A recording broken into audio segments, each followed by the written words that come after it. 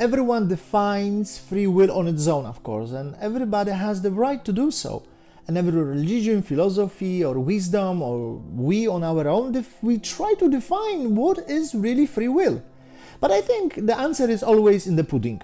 Okay? So if there is a place in your life, any realm in your life, whatever that is, and you feel that you suffer, that there is still this death, or the problem is recurring, it's just coming back and coming back, the karma is coming back, it means that this free will doesn't work. Let's put it in this way, very simple way. Whatever we do and whatever we have been trying to do to resolve this problem doesn't work. And so what can we do then? Perhaps we went to a psychologist, psychiatrist, perhaps we just pray and meditate, whatever that is. But it doesn't work, let's be honest. No, let's be honest. So we don't want to lie to ourselves, we don't want to swindle ourselves, but it doesn't work. So what are we supposed to do? The answer is always free will. But to understand free will, let's broaden a little bit the vessel and our understanding of our consciousness and the reason why we are here as a human being. Imagine that in the past, in a different realm, you actually had been receiving everything instantaneously, just like that. You had this desire, okay, like you have right now, and you didn't have to wait for anything. You had it right now. And you feel this fulfillment right away. Right away.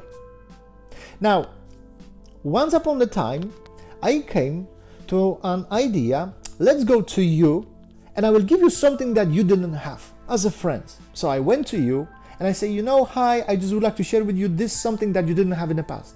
And you would tell me, Michael, but I have everything. I'm not lacking anything.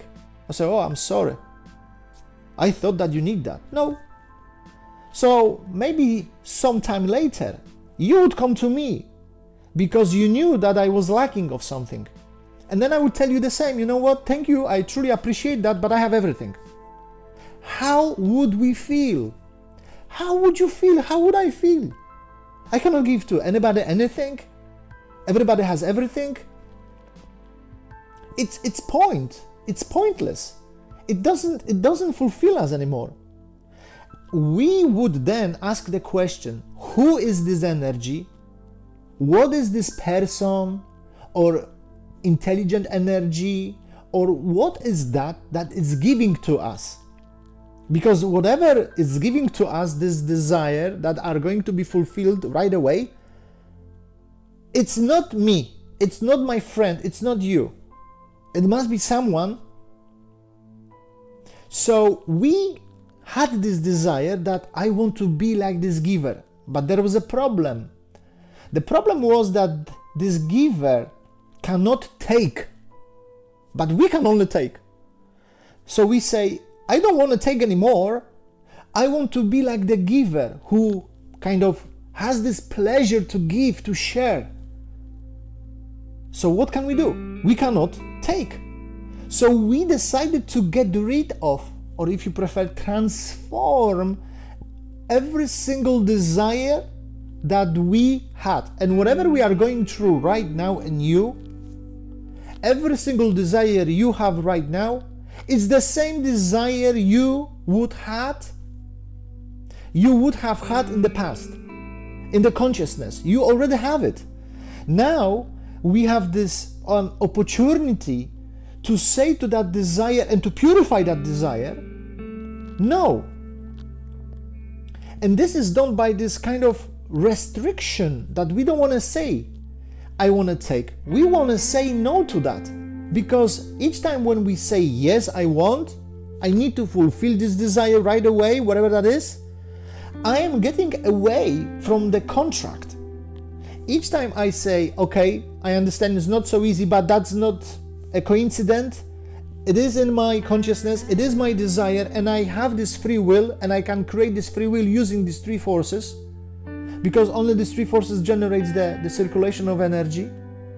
Then each time I say no to this, sometimes yes, I am closer to become like the giver. So the key to understand the free will is, what are we going to do and why we are here in this world? So this free will, we can define whatever we want to define. But as long as we are suffering and struggling in that particular field of life, it means it doesn't work. It means that we didn't do the homework. And our job is to transform that with our consciousness. And as soon as we transform this, we are going to be fulfilled. This desire is going to be fulfilled in a different way, not in the way of ego, not in the way of playing that we are sharing or we just want to share because this gives us the pleasure. It's not our job only to share. Our job is to transform all our desires so that we can be closer as the giver. And once we are as the giver, we are going to feel the true fulfillment.